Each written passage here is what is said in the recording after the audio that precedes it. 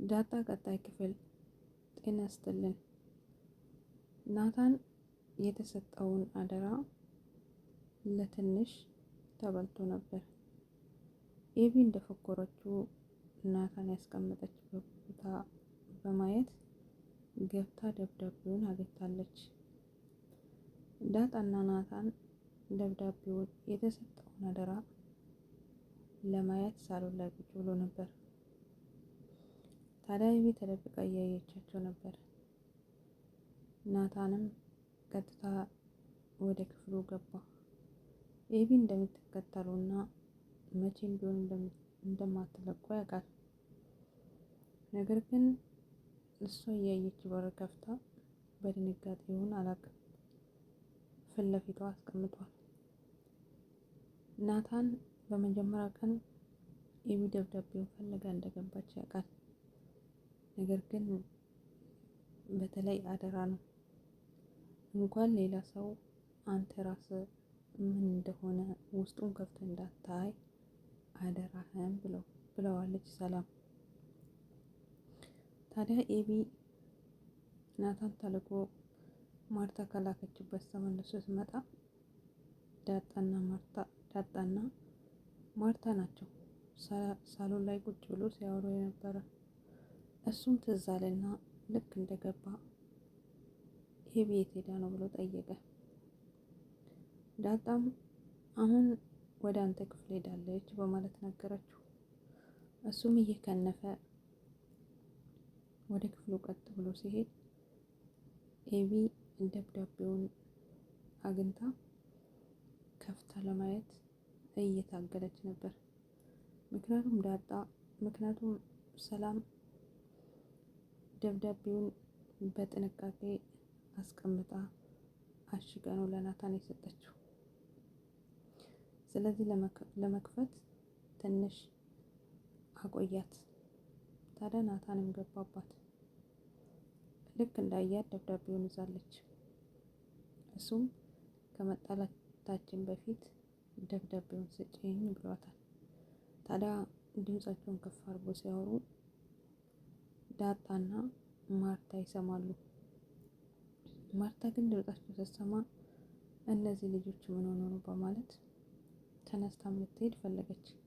ዳጣ ግን ምስጢሩ ስለምታውቅ ማርታ ተነስታ እንዳትሄድ የሆነውንም ያልሆነንም እየቀባጠረች ስታስቃትና ወሬ ስታስቀይሳት ነበር። ነገር ግን ኤቢም ደብዳቤውን አልሰጥም በማለት ድምጻቸው ከፍ ብሏል።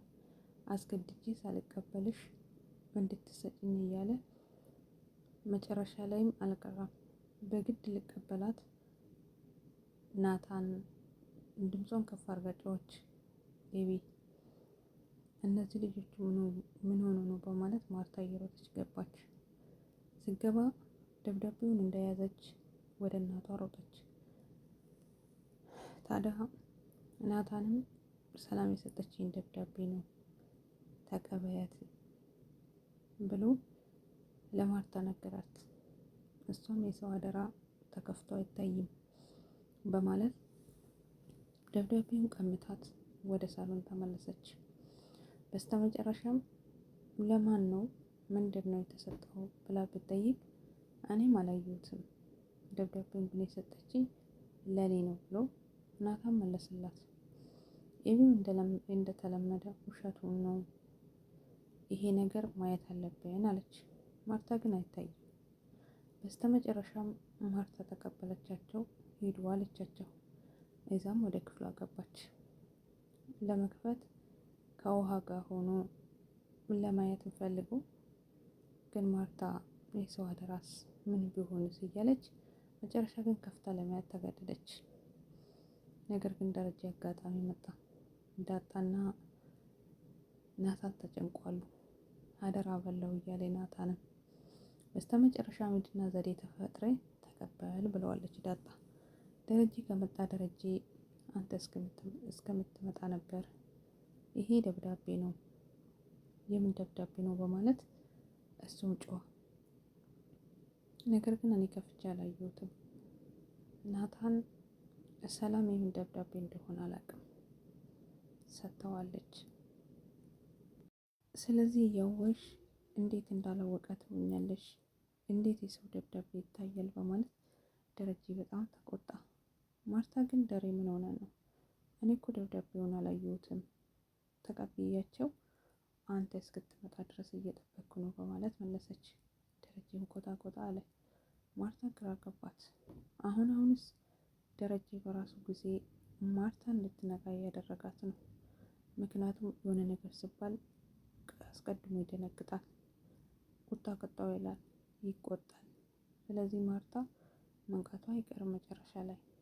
ታዲያ ደብዳቤዋን ቀምቷት ወደ ናታንም ወታች ቆሟል፣ ተጨንቆ ነበር።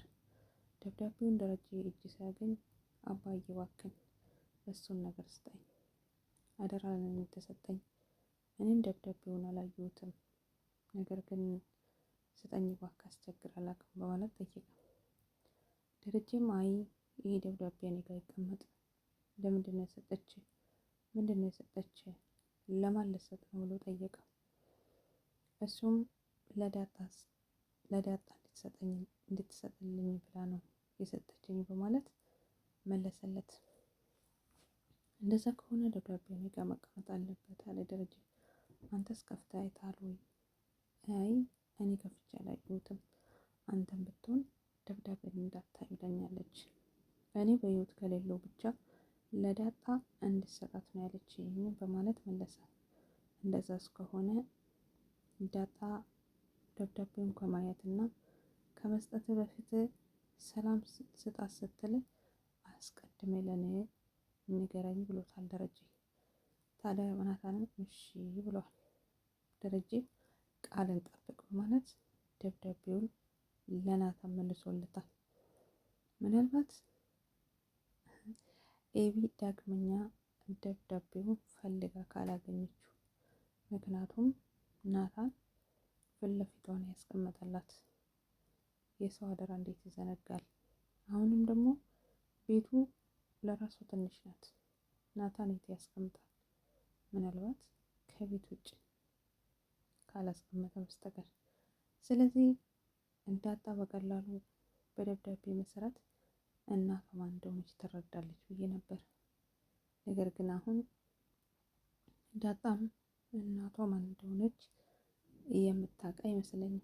ምክንያቱም ደረጀ ቃል አስገብቶታል፣ ለዳጣ ከመስጠት በፊት እንድታሳውቀኝ ብሎታል። ናታ ቃል አስገብቶታል። ስለዚህ ናታን ቃልን ጥሶ ደብዳቤውን ያሳያታል ብዬ አላስብም። ለማንኛውም ውድ ቤተሰብ መልካም ቆይታ ይሆንላችሁ። አይ ያደራ ነገር ከባድ ነው። መልካም ጊዜ